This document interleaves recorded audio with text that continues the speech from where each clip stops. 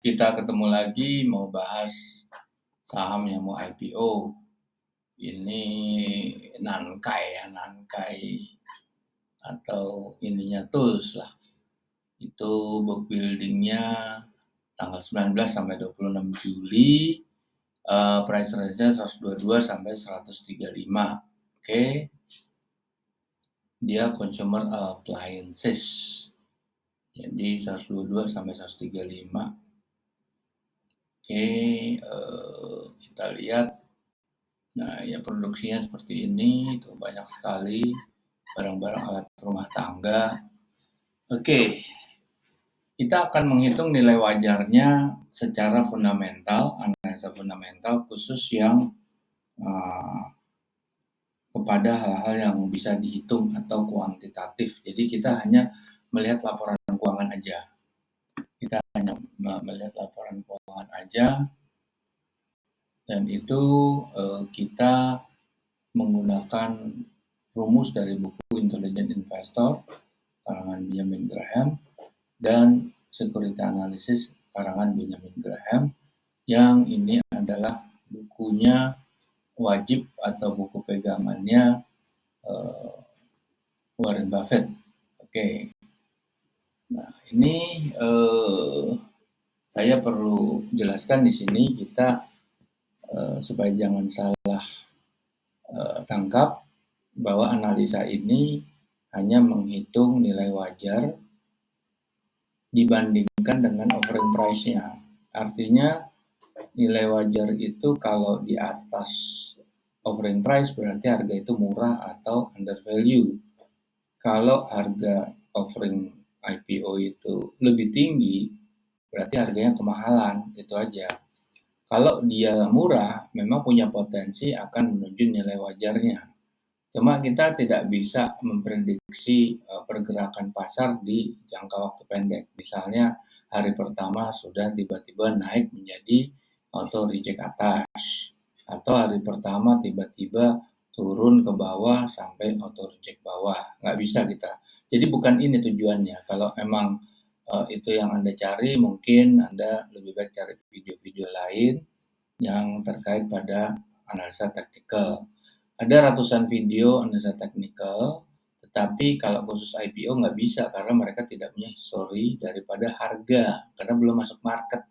Ini ibarat mobil masih ada di dealer, belum masuk ke distributor, masih ada di pabrikan ATPM lah, belum sampai ke dealer.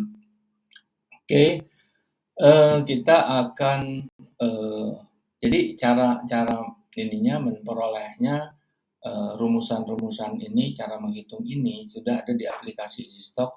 Anda bisa akses melalui Google Play Store di mobile Anda.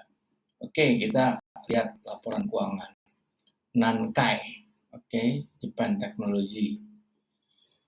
Kita lihat berapa saham yang di-offer. Oke. Sebelumnya itu 1,6 miliar, lalu dijual 410 juta atau ekuivalen 20% kepemilikan sama pemerintah masyarakat. Jadi semuanya sekitar 2 miliar. Oke, sekarang kita mau lihat laporan keuangan. Nah, laporan keuangan kalau yang 31 Maret itu belum diaudit. Kalau yang 2021 per 31 Desember udah diaudit. Oke, kita cuma concern sama angka ini, tetapi ada dua komponen parameter. Pajak dibayar muka dan uang muka dan biaya dibayar muka itu hanya catatan akuntansi. Berarti kita harus hilangkan untuk menjadikan net aset lancar. Oke. Biasanya kita juga memperhitungkan utang jangka pendek jangka panjang, kita tidak melihat ekuitas. Dan dari sisi laporan rugi laba, kita hanya concern di laba bersih setelah pajak. Tapi jangan lupa di pendapatan biaya lain-lain, ini seperti rugi selisih kurs. Itu hanya catatan akuntansi, berarti kita harus hilangkan. Oke.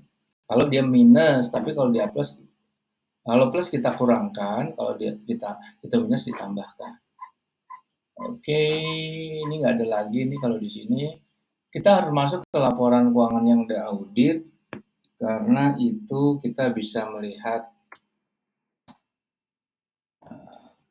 laporan keuangan yang lebih jelas.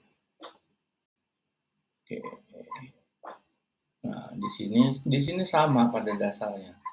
Di sini kita lihat di sini ada nggak dia bayar dividen. Nggak ada dia bayar dividen. Kita lihat laporan arus kasnya. Ini ada nih penambahan aktiva tetap. Tapi yang 2022 belum ada. Berarti kita asumsikan aja nanti. Anggap agas aja sama. Oke, kita selanjutnya melihat non-performing loan-nya ada nggak gitu. Ada nih non-performing loan-nya 83 juta. Habis itu kita lihat, nah ini aktiva tetap untuk melihat ini nih. Nah sama kan ini kan, ini penambahannya nih di sini. Ini adalah capex-nya. Oke, dan ini OPEX-nya, depresiasinya atau penyusutan. Oke, kita harus juga lihat breakdown daripada profit and loss-nya.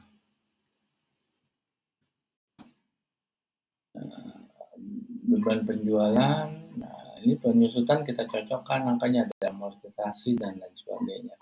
Biaya lain di sini, nah, kita cocokkan di sini. Oke, sekarang kita masuk ke easy stock. Saya akan kasih nah ini untuk tools ya, tools.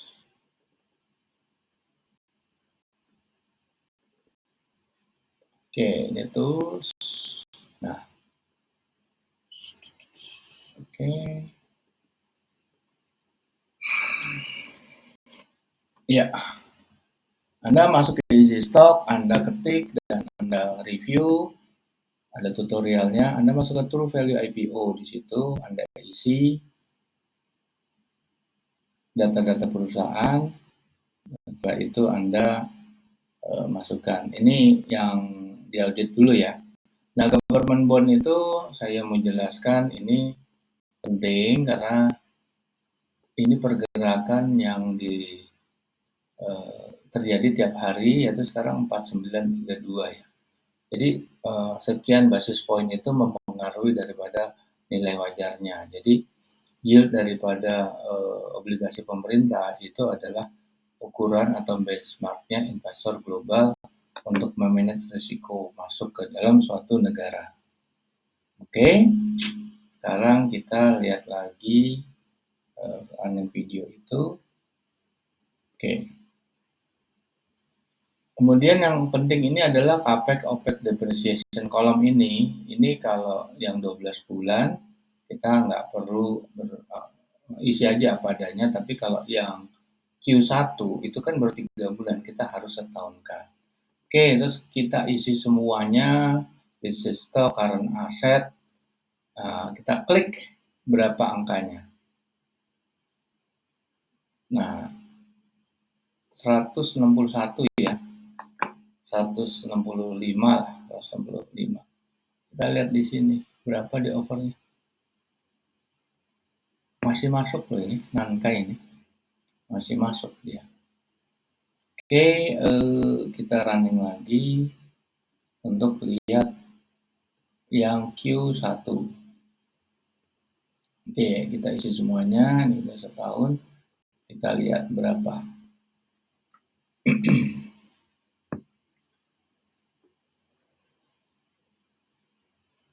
Oke.